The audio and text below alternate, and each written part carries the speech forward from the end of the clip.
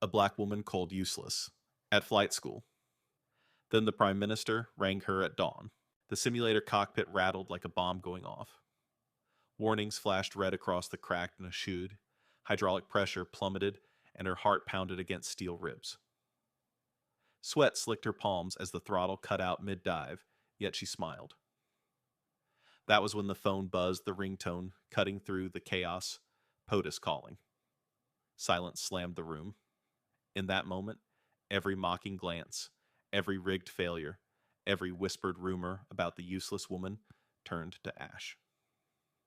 Her grip tightened on the yoke knuckles white, and a single thought drowned out the alarms. They have no idea who I really am. 8 years ago, she walked away from metal's secrets and a love she couldn't save. Now the most powerful voice on earth was demanding her return, and she hadn't even boarded the plane yet. What would you do if your greatest weapon was the one they'd spent months trying to destroy? Stick around because they thought they were training a nobody. They were about to meet Spectre. You're about to watch the moment a so-called nobody turns the tables on everyone who doubted her. If you've ever been dismissed, underestimated, or told you don't belong, this story is for you. Hit subscribe, smash that like button, and drop a comment sharing your own triumph over doubt. In the next few minutes, you'll see why they call her Spectre and why you should never underestimate the quietest person in the room. The base sits at the edge of town, a cluster of gray hangars bordered by chain link fences and radar dishes turning slowly under a merciless sun. Inside the largest training building, fluorescent lights hum gray carpet muffles footsteps, and the air tastes of cheap coffee and recycled ambition. Students in crisp flight suits drift between simulator bays, their chatter a low drone beneath the hiss of hydraulic pistons. They glance at one another, sizing up anyone who doesn't fit the mold, young fit cocky certain. Sarah Mitchell slides through the double doors in plain jeans and a windbreaker, her duffel bag slung over one shoulder. Her hair is pulled back in a no-nonsense braid. Her jaw is set. She's built like someone you'd pass on the street without a second thought. But the hard line of her shoulders, the way her eyes flick to every exit and camera betray a lifetime of watchful discipline. A week ago, she arrived with one suitcase and a purpose few understand.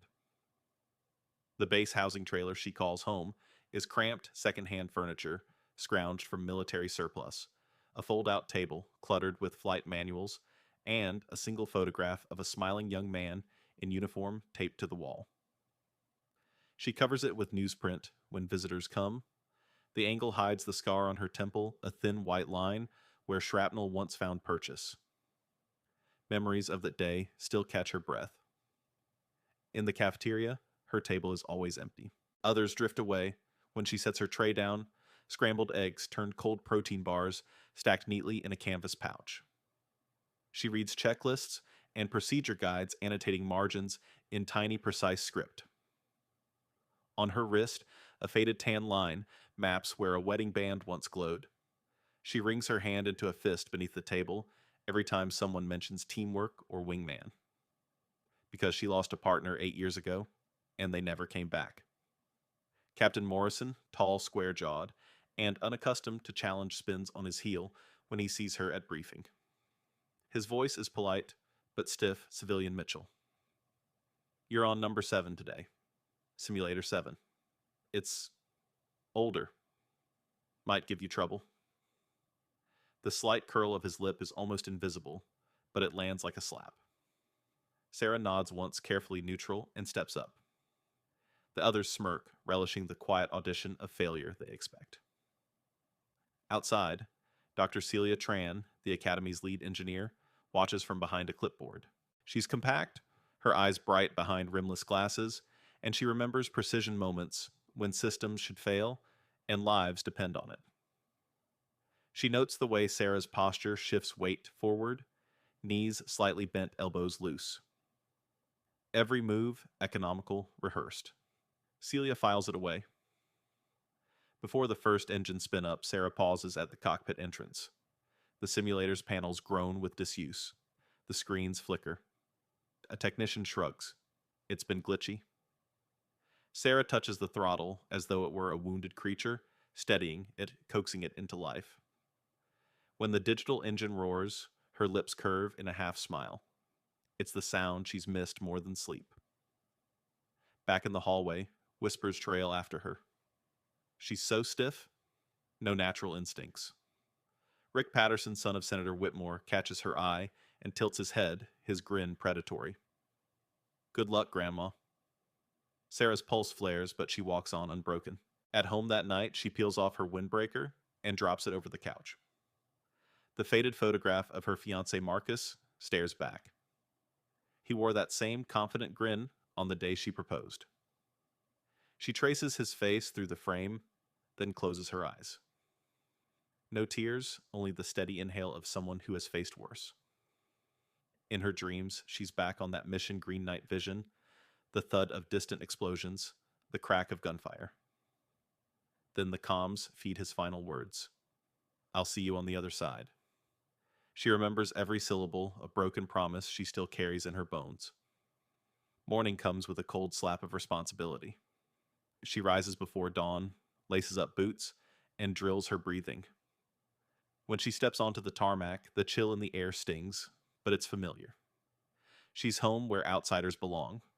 This is her crucible, a place that pits ambition against equipment, failures, pride against sabotage, fellow trainees against each other. But Sarah Mitchell didn't sign up to prove herself. She signed up because no one else could see what she sees, the hidden patterns and chaos, the single margin note that saves a life. And over the next few weeks, every late night fix, every silent failure, and every muffled taunt will prime her. For the moment they never saw coming, when the woman they think is invisible steps into the light and claims what's hers. Over the next week, the thin veneer of professionalism peeled away to reveal something uglier. Day 1 began innocently enough until Sarah slid into Simulator 7. The clattering hydraulics and flickering screens weren't coincidences. They were weapons. As she ran through her pre-flight checks, the flight stick jerked halfway through her control sweep, jolting the simulated jet into a violent bank. Red alerts screamed across the panel. Her fingers danced across switches, throttles, and flaps, each movement precise, each breath measured, yet gratitude was the last thing she expected. Captain Morrison's voice crackled over the radio. Civilian Mitchell report system status. His tone was polite, but edged with condescension as if he were humoring a child. Sarah's voice remained calm, hydraulics fluctuating between 40 and 70% unstable for complex maneuvers. She held her ground, refusing to plead or protest. She simply logged the failure, executed an emergency landing, and taxied off the virtual runway. In the debrief room, Morrison narrowed his eyes. Maybe try a gift shop tour next time. Laughter rippled around her. She nodded, closed her flight log, and walked out without a word. A folded note lay on her seat. You'll crash before we let you fly. No signature. But multiple pencil points suggested a team effort. Day 2's syllabus changed without warning. Group sessions scheduled for the afternoon were quietly canceled, and Sarah never received the email. She arrived at the briefing room to empty chairs, her tray of notes untouched. In the cafeteria, whispers died as she approached trays, sliding away like mines detonated underfoot. Rick Patterson, son of Senator Whitmore, swept past with a mocking salute. Late again, Grandma, he called Spoon, rattling in his bowl. No one else laughed. They didn't need to. His arrogance carried the weight of privilege. Behind the scenes, Dr. Celia Tran noticed something amiss. The flight data from Sarah's session vanished overnight, only to reappear with corrupted timestamps. Every entry Sarah made in the simulator logs was scrubbed, then re-entered with impossible performance metric scores too low to be believable. Celia tucked those anomalies away, her brow furrowed, planning a quiet test of her own. Day 3 pushed danger into the skies. Formation training over the simulated desert terrain required split-second timing. Sarah's wingman, Chad Whitmore, a wealthy trust fund kid with a talent for theatrics, wove his Cessna in a tight pattern. At 50 feet separation, his left wing clipped Sarah's right, sending her craft into a sudden spiral. Her seatbelt dug into her chest. Sweat dripped into her eyes, and alarms blared. Every novice would have panicked. Every civilian would have cried for help. Not Sarah. She held her nerve, countered the roll with textbook precision, and leveled out just 3 feet from the ground. The entire hangar held its breath. Then Chad's voice. Radio's dead. Your fault, Mitchell. Morrison's broad shoulders blocked half the console as he stamped forward. Explain. Sarah's throat tightened. She didn't hesitate. No radio failure on my end. You deviated from formation parameters. Silence cut deeper than any insult. Chad's smile wilted. Morrison's lips pressed into a thin line. Day 4 brought the most insidious torment. Anonymous notes in her locker, each in a different scrawl, but the message identical. Quit before you embarrass us all. Sarah found the first folded in her flight manual, the second tucked under her pillow. The third stuck to her coffee mug. They suggested she was alone in hating her, yet the handwriting varied wildly clear evidence of conspiracy, not coincidence. That evening, she confided in Colonel Janet Hayes. Hayes had credentials few trainees knew existed Black Ops liaison turned base security chief. Over stale donuts in the guardhouse, she leaned close. You're too calm for these malfunctions. Her voice low enough only Sarah could hear, and too skilled to be who they say you are. Sarah offered nothing.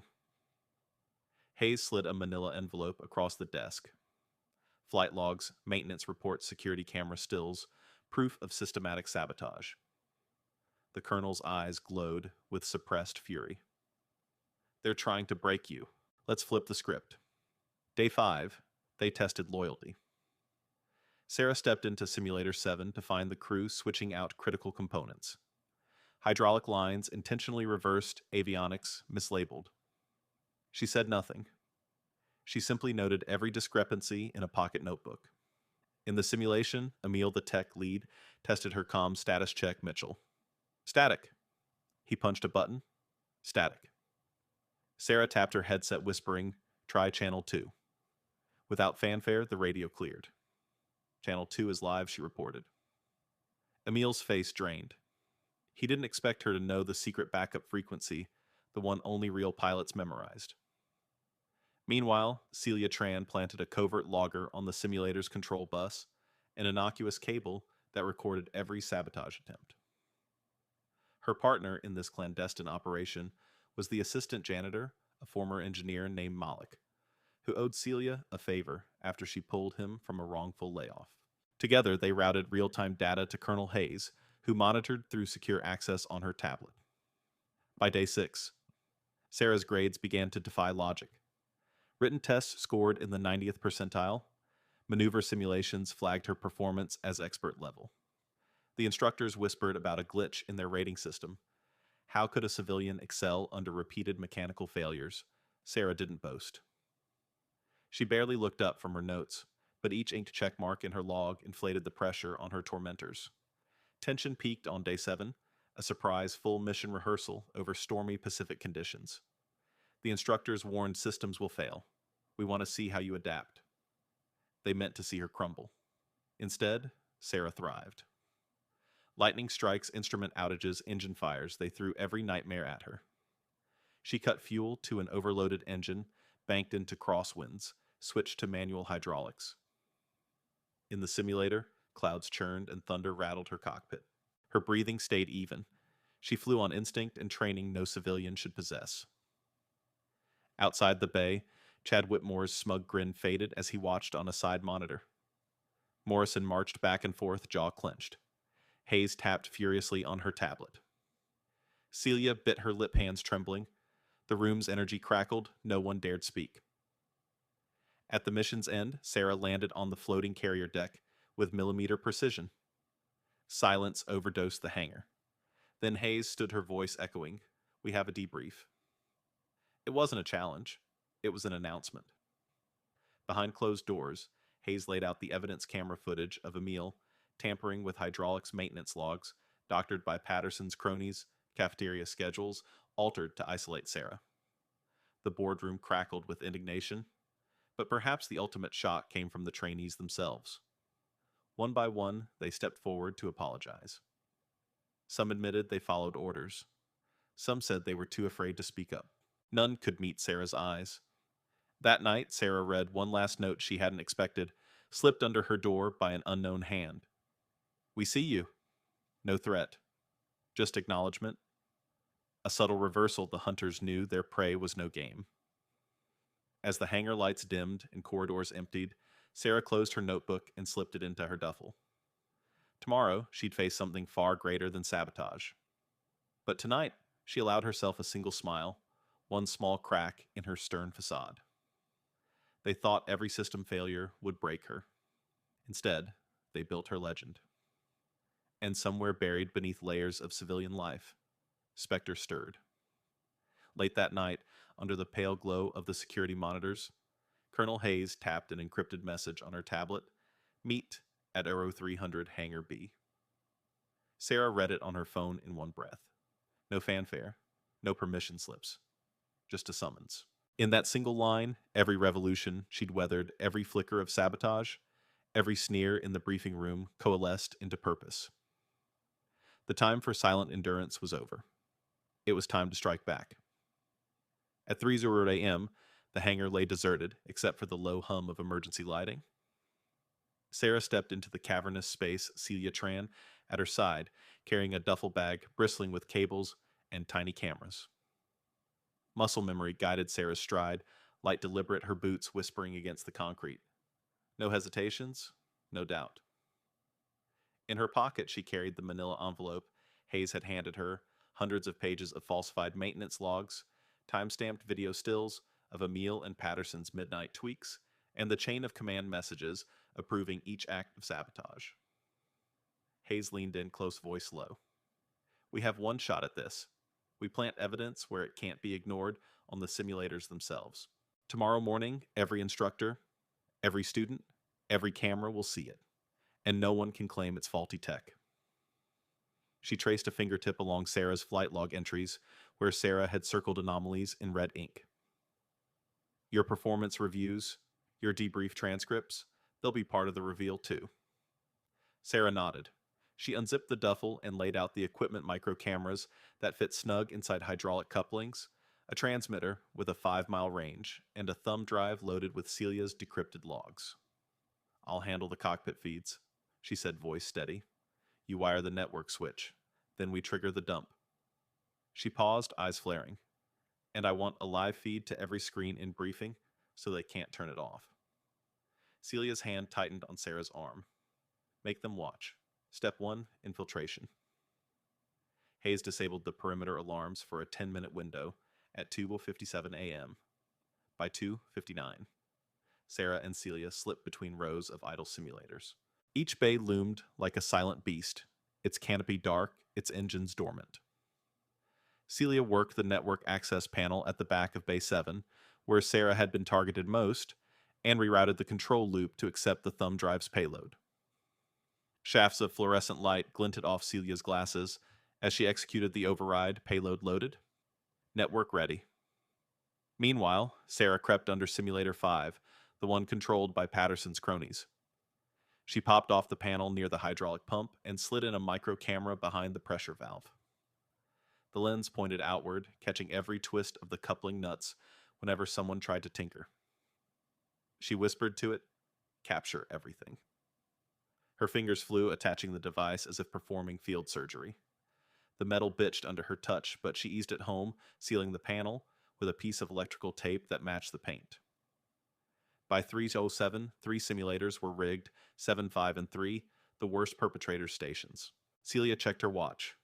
"Go time," she said. Hayes, waiting in the shadows, nodded. Sarah looked up at the ceiling's ventilation pipes as though seeking a confession. In her mind, she replayed every insult gift shop grandma, "You don't belong here." That lit a fire in her gut, a need for justice so fierce it made her blood hum. She pressed the thumb drive into the slot at the master console. The screen blinked, then filled with lines of code. A countdown appeared, 6:00 a.m. Session start. The The simulators would reboot and run through their pre-flight checks, live feed, enabled logs, unlocked sabotage footage, queued. Everyone was about to see the truth. Sarah straightened her shoulders. "We secure exit routes?" Hayes asked. "Yes," Sarah replied. "Celia overhead doors on 3. Impact lights on, so they can't blame power surge." Celia punched another override. The warehouse lights shifted to red. Sarah felt her pulse quicken, not with fear, but with anticipation. It was the same adrenaline that had once propelled her through enemy lines, sharp, crisp, purposeful. At 5:45 a.m., the trio dispersed into the empty corridors. Sarah returned to her quarters, wiped the grime from her hands, and pulled on a fresh jacket. The photograph of Marcus glowed softly in the lamplight. She paused, fingertips brushing the frame. No tears this time, just resolve. She tucked his memory away and closed the door. When the briefing bell rang at 6 Clara trainees shuffled in, coffee in hand, yawns heavy. Unaware they took their stations, Morrison at the center console, Patterson beside him, others lining up in neat rows. Sarah swept into the room with quiet confidence, carrying her binder like a shield. No one applauded. No one sneered. They were about to become voyeurs of their own deceit. On every screen, the simulators powered up. System status lit green, then flickered into red. Hydraulic pressure graphs spiked. Voices crackled in with panic. "What the hell is going on? My controls aren't responding." Morrison's face paled as he saw his own voice on the feed timestamped at 2:15 a.m., advising Emil to tweak the valve for performance testing. "Explain this?" Sarah's voice overlaid calm and commanding. "This is your sabotage.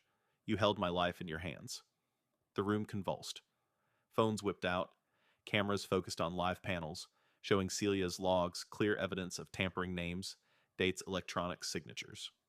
Patterson shrank behind Morrison's bulk. Hayes stepped forward, uniform crisp, and announced, "This is a formal integrity breach. You're all under review? No shouting. No tears. Just the weight of incontrovertible proof." Sarah watched from the back, arms crossed. Each face in the crowd shifted from arrogance to shock, from defiance to shame. Some tried to turn away. Some stared mortified at the equipment that betrayed them. But there was no escaping the screens. No rewinds. No edits. In that charged silence, Sarah felt something she hadn't in 8 years' peace. The mission had ended. The enemies had been exposed. Justice tasted like cold metal and flickering monitors. Earlier that morning, the man who wrote "Quit before you embarrass us" had already sent an apology email subject line. "I'm sorry, body. I was wrong. You've earned my respect." It was a pale shadow of acknowledgement, but it was power. Sarah smiled. Dragonflies of dawn light crept through the hangar's windows. Spectre had returned not for revenge, but to reclaim the skies she'd paid so dearly for. The engines were silent now, but her legend was roaring.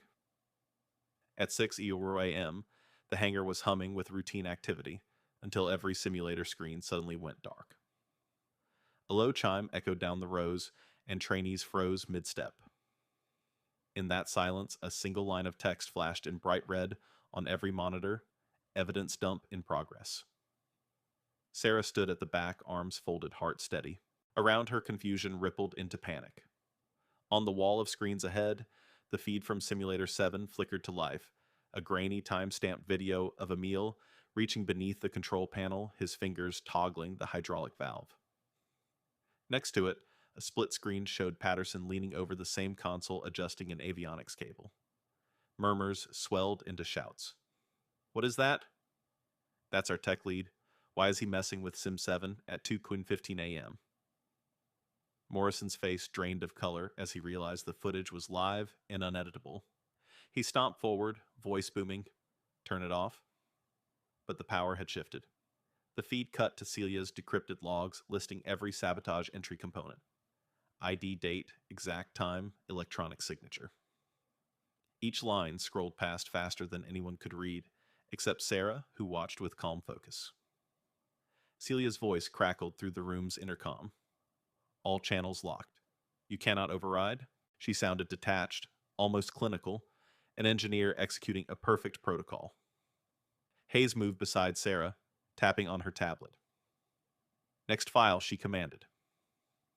On a central screen, Sarah's flight logs appeared annotated in red ink, every emergency procedure, every log entry corrected or corrupted by Patterson's cronies, now restored to its original data. Beneath it, Alex Thompson, the junior instructor, who had ignored Sarah's pleas for help, watched with trembling lips as his name appeared next to a forged entry communication failure reported at 03:10 a.m.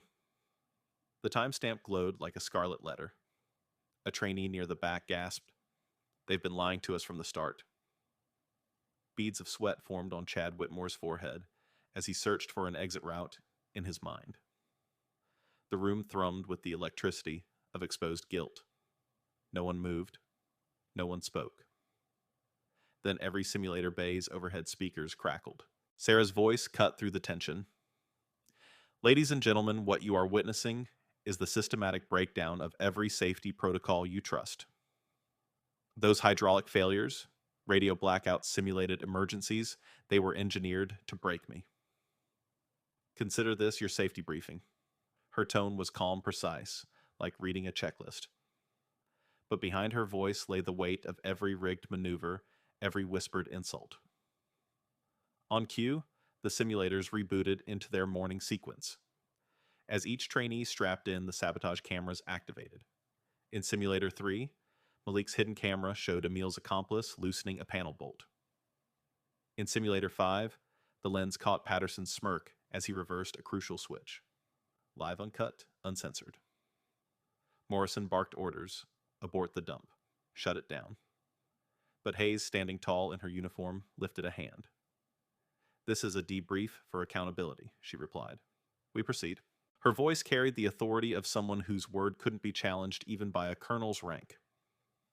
The first trainee who tried to power down the network console received an error admin lock. Panic ignited. Phones appeared in hands. Urgent whispers, call-base security.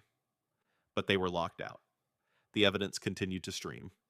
At 3 minutes, in a separate window, opened a live text chat from Sarah to every screen.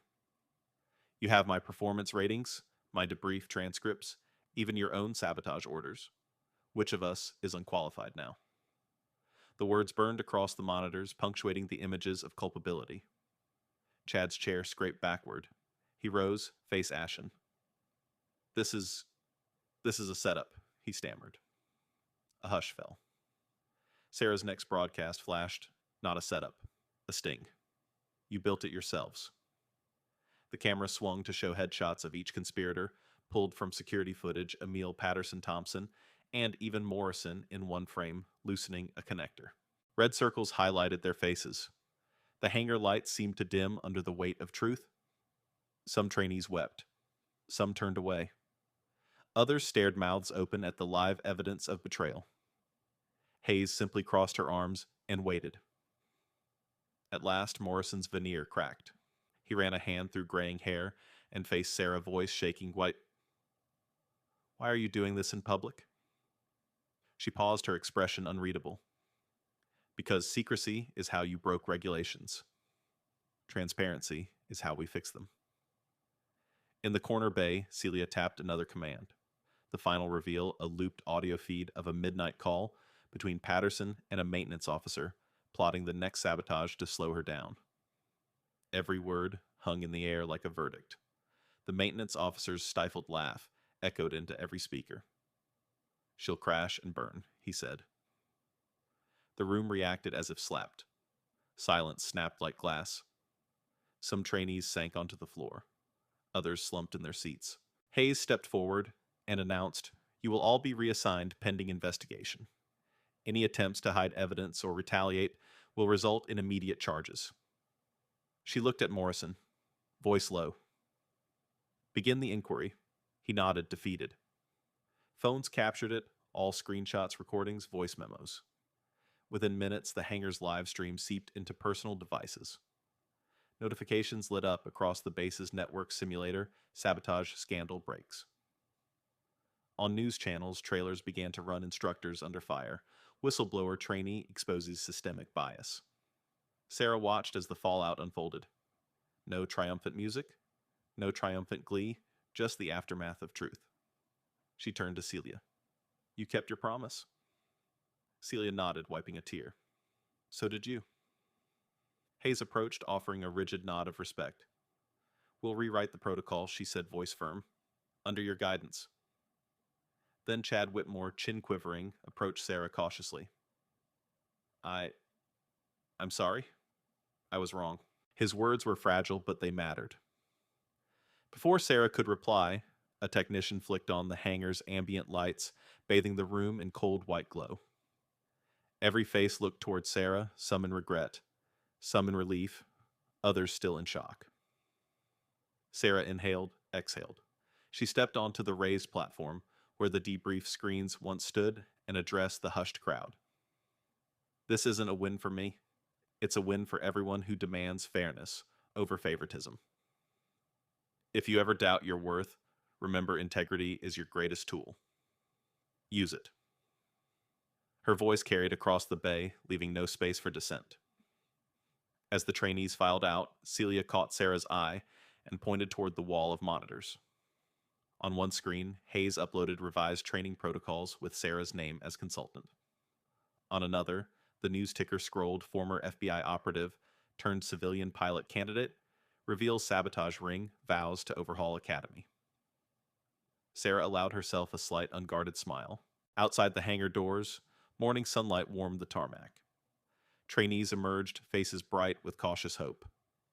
Cameras perched on tripods recorded their reactions, some triumphant, some humbled. Sarah followed behind, steps measured but light. The wind carried the distant roar of real aircraft taking off, each engine call a new promise. As she reached her car, her phone buzzed once more. Not POTUS this time, but a text from Secretary Carter, impressive work. The skies need you. Report tomorrow. Sarah slid the phone into her pocket. No fanfare, no hesitation. She leaned back against the door, closed her eyes, and let the first genuine exhale of peace escape her lips. The hangar receded behind her as she walked into the morning, no longer the target of hidden hands, but the leader of a new flight path defined by justice. The silence she'd worn like armor had become her voice. And now everyone would know exactly who Spectre really was. ChatGPT Ja Noi. In the hours that followed the evidence dump, the Academy was unrecognizable. Word spread faster than fire through dry grass. Trainees gathered in clusters beneath the giant hangar doors, faces pale, voices hushed. Some scrolled their phones, eyes widening as they replayed the footage of sabotage. Hand-tightened valves, falsified logs, conspiracy, unmasked in brutal detail. Others stared at the ground, refusing to meet a single gaze. Captain Morrison, once the unchallenged authority, sat behind a desk in Colonel Hayes' office, head in hands. His uniform creased and disheveled. He replayed the video of his own conspiratorial nod to Emil. The weight of a career built on trust shattered in a single morning. How could I have been so blind? He muttered, voice cracking. Nearby, Commander Rodriguez, third in command, steeled himself and began drafting a full internal inquiry, each keystroke an acknowledgement of failure. In the simulator bays, Patterson's cronies filed out one by one, shame-marking their every step. Chad Whitmore lingered at the exit eyes, brimming with tears he refused to shed publicly. He replayed Sarah's final broadcast in his mind, the calm authority that cut through his arrogance, and realized the world had shifted beneath his feet. He inhaled, then exhaled, swallowing pride, with the same measured discipline he once used to mock others. Across the base, civilian staff debated what had happened. Some whispered that Sarah had overstepped, that careers would be ruined. Others nodded in solemn agreement. She did what none of us dared. Even the techs who'd once laughed at her painstaking margin notes felt a pang of regret. They'd been complicit in the lie, and now they lived with the truth. Outside the hangar, a slick news crew set up cameras. Breaking headlines scrolled across their teleprompters. Flight school sabotage scandal, former operative exposes ring. Journalists clamored for interviews, some praising Sarah's courage, others questioning the Academy's oversight. An anchorwoman intoned gravely, This story forces a reckoning on training methods and ethical standards in military affiliated institutions. Back inside, Hayes convened an emergency staff meeting. The room brimmed with tension as administrators and legal advisors scrambled to contain the fallout. "We will cooperate fully," Hayes declared. "No stone left unturned, no name left unsanctioned." Her voice carried the promise of accountability. Behind her, Sarah stood silently. No spokesman, no press release, just a witness to the beginning of reform. By midday, official statements rolled out. The Academy's director was placed on indefinite leave. Patterson and Emil faced immediate suspension pending court-martial. Maintenance officers implicated in the scheme received written notices of termination. Every corrupted log bore a red stamp void. At the podium, Hayes announced a comprehensive overhaul of simulator protocols, a new review board that included civilian oversight, an unprecedented move. In the cafeteria that afternoon, the mood had shifted entirely. Sarah entered to a strange mix of head bows and nervous applause. Trainees approached her hesitantly. One handed her a paper coffee cup with "thank you" scrawled in marker. Another, a whisper soft enough for only her to hear, said, "I'm sorry I doubted you." She offered a gentle nod, the first warmth she'd allowed herself to show. Meanwhile, on social media, Soren Spector was right trended. Clips of her resolving crises in the simulator amassed millions of views. Veteran pilots shared the footage praising her composure under lethal sabotage.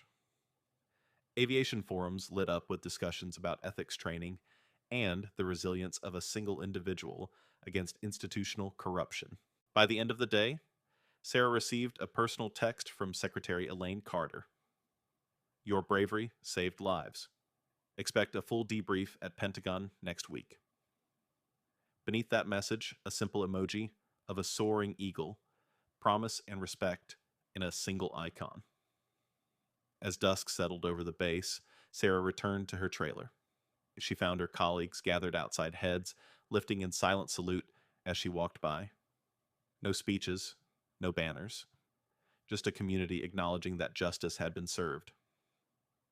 She paused, hand on the doorframe, and allowed herself a single genuine smile. In the quiet of the evening, she placed the battered photograph of Marcus back on her desk, this time face up. The scar on her temple caught the lamp's glow, a reminder of survival. Tomorrow, she would begin consulting on the new training program, sharing her expertise, so no one else suffered what she had. Tonight, though, the hangar lights were off. The simulators stood dormant, their screens blank. In that stillness, Sarah Mitchell Spector understood that true power lay not in shadowy ops or field medals, but in the courage to demand the truth be seen. And in that knowledge, she found a peace she'd chased for years. In every moment of crisis, we saw how power corrupts when left unchecked, and how one person's unwavering integrity can reset the balance.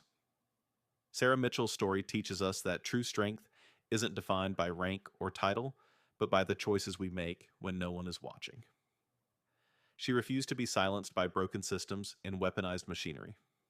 Instead, she turned those tools of oppression into evidence of truth, forcing everyone to face their own complicity. Notice how the smallest act, slipping a camera into a hydraulic valve, became the turning point. It wasn't explosions or dramatic showdowns that broke the conspiracy. It was meticulous documentation, patient gathering of facts, and the courage to present them at full volume.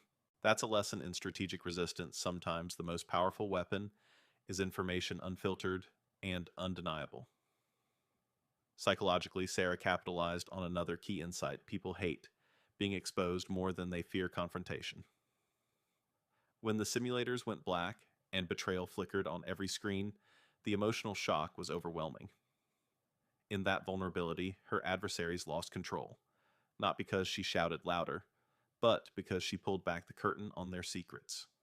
This taps into a universal human truth: shame is a more potent motivator than fear of punishment. We also saw the ripple effect of leadership grounded in empathy. Colonel Hayes and Dr. Tran could have stayed silent, protecting their careers. Instead, they chose solidarity over self-preservation. Their quiet alliance with Sarah demonstrates that systemic change demands collective courage. It only takes a few allies willing to question the norm to transform an entire culture.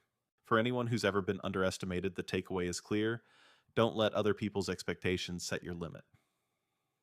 Sarah wore a civilian windbreaker, but her discipline was military grade. She didn't need to prove her past. She let her actions speak for themselves. That's a blueprint for reclaiming agency. When you feel powerless, start by mastering what you can control, document every injustice, and wait for the right moment to reveal your hand. On a broader level, this story challenges us to rethink how institutions handle failure. Are malfunctions truly technical, glitches, or symptoms of deeper negligence? Are training failures individual shortcomings, or a reflection of biased leadership? By exposing the sabotage, Sarah forced a reckoning on systemic accountability, with policy changes that will affect every trainee to come. That's the kind of reform we need: data-driven, transparent, and led by those with the highest integrity. If there's one final truth to carry from this story, it's that justice often comes not with a roar, but with a recorded whisper. Evidence doesn't just inform, it defines. So the next time you face a flawed system, remember Specter's approach. Stay calm, gather your proof, and when the moment is right, let the silence speak louder than any weapon. Thank you for joining us on Sarah Mitchell's journey from silent target to unstoppable force. If you've ever felt the sting of unfairness or the weight of being written off, remember this: your value isn't defined by the system that tries to hide you. It's revealed by the truths you dare to uncover.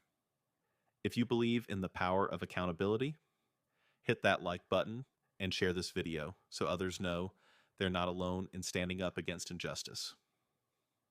Subscribe now and ring the bell, because next week we'll dive into another extraordinary story of courage under fire. Now it's your turn. Have you ever exposed a lie or stood up to a broken system? Drop your experience in the comments below. Your voice could be the spark someone else needs. And if you have questions about how to gather evidence or build your own data, let us know. We'll cover practical strategies in an upcoming deep dive. Remember, silence only protects those who thrive in darkness. Illuminate the truth, and you'll force change on every level. This isn't just Sarah's story. It's a blueprint for anyone who refuses to be powerless. Stay vigilant, stay informed, and never underestimate the quietest person in the room. We'll see you in the next video.